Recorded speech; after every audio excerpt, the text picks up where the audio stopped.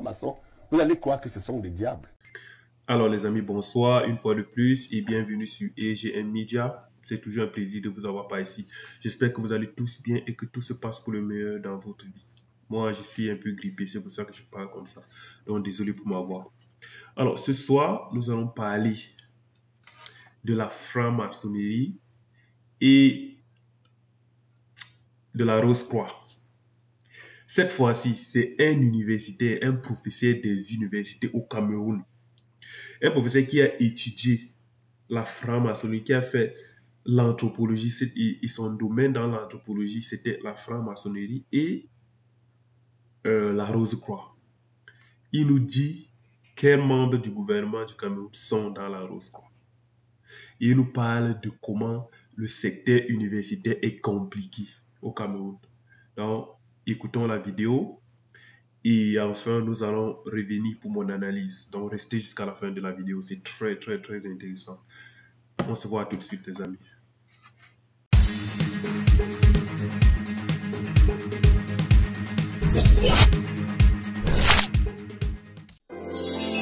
Gentil.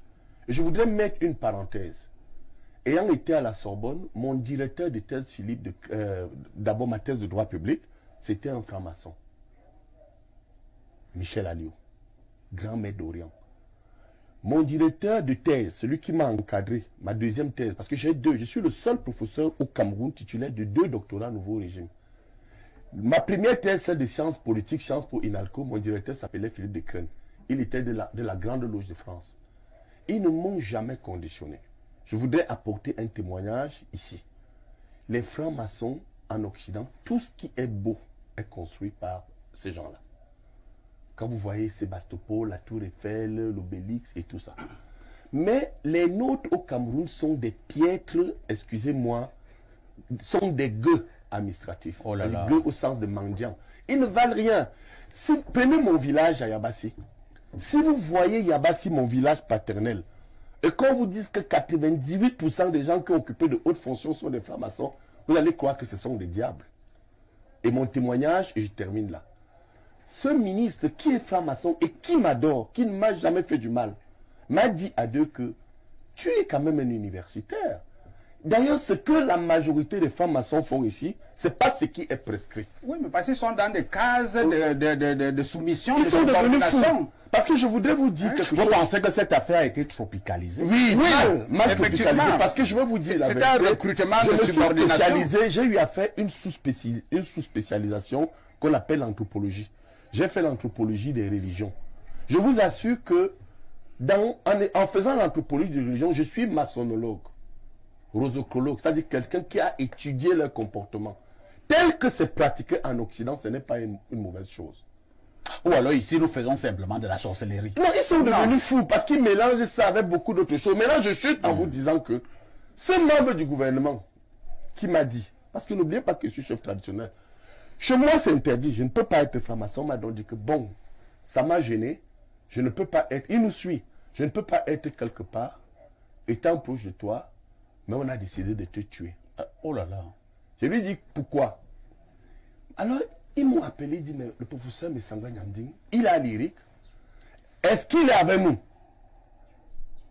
Il me dit les enquêtes sont venues. On a dit que Messanga n'est ni franc-maçon ni rosicrucien. Ils se sont étonnés. Ils disent, mais comment a-t-il fait pour entrer à l'IRIC? C'est lui qui me le dit. Il était à cette réunion. Alors on lui dit, il était déjà maître de conférence des universités françaises. Mon contrat est là, tout le monde peut venir. Je suis venu au Cameroun avec un contrat. Je ne suis pas venu demander l'emploi. J'étais un enseignant à l'étranger, recruté dans son pays. On dit, mais l'IRIC qui est devenu majoritairement notre affaire.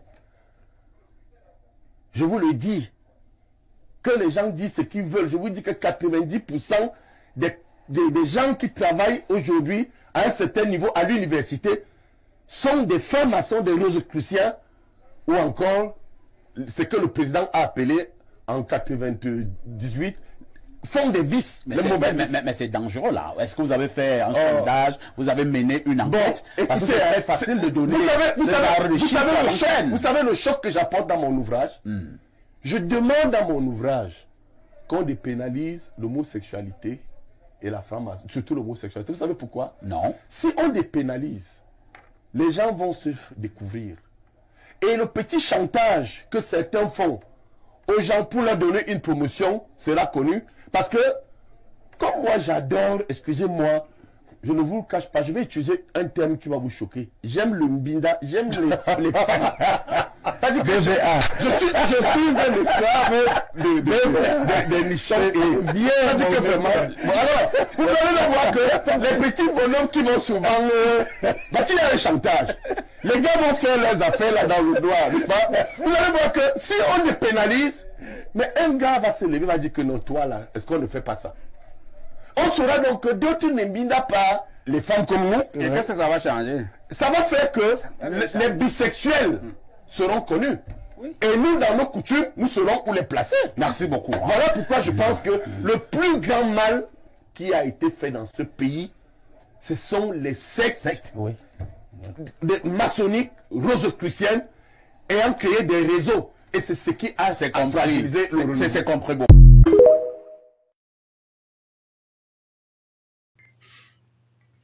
Ce témoignage fait froid au dos, n'est-ce pas?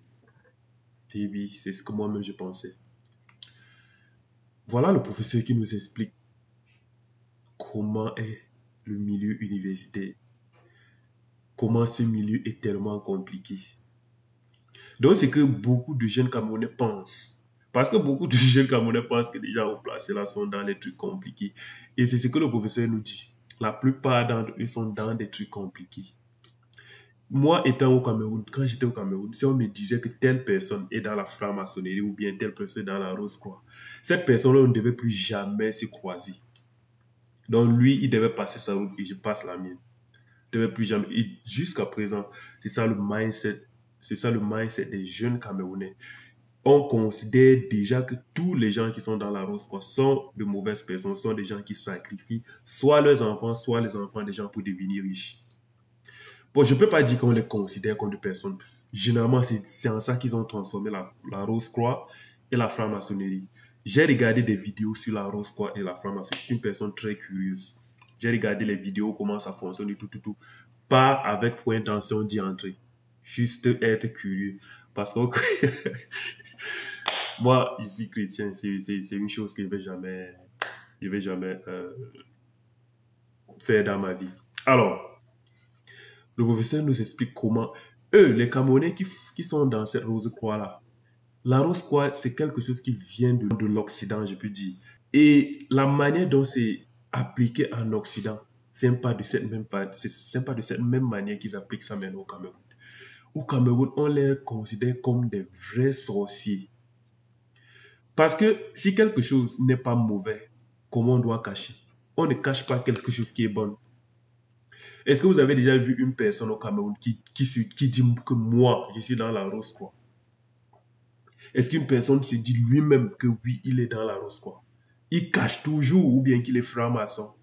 Il cache toujours parce que eux, la manière dont ils pratiquent leur franc-maçonnerie ou bien leur Rose-Croix, c'est pas comme ça que ça se fait. Dans d'autres pays, c'est un clan de réseau pas possible. Ici aux États-Unis, les francs-maçons ne se cachent pas. Les francs-maçons, vous voyez par exemple les plaques d'immatriculation de voiture. En bas de la plaque d'immatriculation de voiture, il a écrit Freemason. Donc le genre, c'est là, ils ne sont pas cachés. Parce que si c'était une mauvaise chose, si l'État considérait ça comme une mauvaise chose, on devait les arrêter. Donc ils sont là, connus. Ils ne tuent personne. Ils ne tuent personne. C'est un peu comme une religion. C'est pas une religion, je ne suis pas religieux. Je dis c'est un peu comme une religion. Tout le monde connaît où est le siège. Il y a le siège des francs-maçons. Presque partout. La Rose-Croix, c'est un groupe de personnes qui forment un grand réseau que vous ne pouvez pas imaginer. C'est pour ça qu'on peut même souvent vous dire, telle personne, on savait déjà qu'il devait être président. Parce que lui, il est dans le clan des multimilliardaires.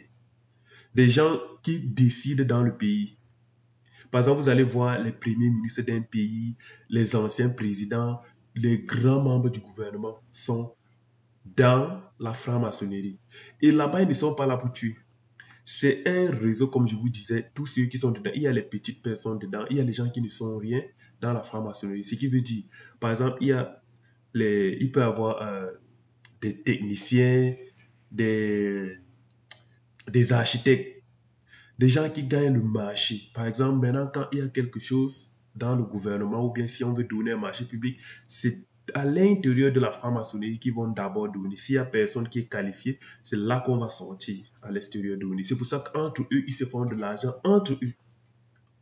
Ils se font de l'argent entre eux d'abord. Maintenant, s'il n'y a pas quelqu'un qualifié dans le groupe, c'est là qu'on va sortir. Tu vas avoir peut-être quelqu'un qui est peut-être doué en politique. Il est à l'intérieur et lui veut se lancer dans la politique. On va le soutenir. Ils vont mettre tout en marche pour que cette personne devienne président de la République. C'est pour ça que vous allez entendre que tel est franc-maçon. Mais lui n'a jamais tué quelqu'un. Il n'a jamais tué quelqu'un. C'est pour ça que le professeur précise qu'en Occident, la manière dont ils font la franc-maçonnerie, ce n'est pas comme ça qu'eux, au Cameroun, ils font pour eux. Et les grands édifices, on dit un édifice, ok. Les grands édifices en Europe ont été construits par les francs-maçons. La même chose comme il dit. Comme je vous disais, à l'intérieur de la franc-maçonnerie, il y a les architectes très, très qualifiés, professionnels. Donc, il y a quelque chose, c'est à eux d'abord qu'on va donner ces grands marchés-là de construction. C'est eux qui construisent le pays. C'est pour ça qu'ils ne sont pas cachés. C'est un réseau. Et accéder à la franc-maçonnerie, j'ai lu toutes les informations sur ça. Comment ça se passe, comment l'accession à ça se passe. Ce n'est pas n'importe qui va entrer dans la franc-maçonnerie. On vous étudie et si vous passez tous les critères dont ils veulent, parce qu'ils ne vont pas prendre des personnes bêtes, bien des personnes pour le mettre là-dedans. Non, c'est pas comme ça que ça se passe. Et apparemment, ce qu'on nous fait comprendre au Cameroun, c'est que quand tu veux devenir riche, peu importe comment tu es, même si tu es une bête ou bien tu es quoi, si tu veux déjà entrer, tu vas entrer, toi, tu sacrifies tel, tu deviens riche. Est-ce que c'est comme ça que la franc-maçonnerie au départ était censée être? Non. Non. Nous, on aime toujours déformer les trucs. Chez nous en Afrique, non. Le blanc, lui, il fait sa sorcellerie pour faire avancer les choses. Nous, on fait notre sorcellerie soit pour éliminer les gens. Le blanc fait la sorcellerie pour créer les avions. Nos sorcelleries, c'est pour entrer dans les boîtes de sardines, aller tuer les gens dans la nuit. On ne peut pas faire quelque chose, on ne peut pas faire, ou bien même si on veut imiter, on ne peut pas imiter de la bonne manière. C'est quoi? On va arrêter de nous faire nous-mêmes du mal à quel moment? Alors les amis, j'avais trouvé cette vidéo très très intéressante et j'ai décidé de partager avec vous. Donc en commentaire, dites-moi ce que vous pensez. Je vais répondre à tous les commentaires. Dites-moi ce que vous pensez de cette vidéo, ce que ça vous inspire. Et ceci étant dit les amis, n'oubliez pas de partager, de liker et de vous abonner pour ceux qui ne sont pas encore abonnés. Et merci pour les 422 abonnés. Je suis tellement reconnaissant les amis. On se voit à la prochaine vidéo. Ciao.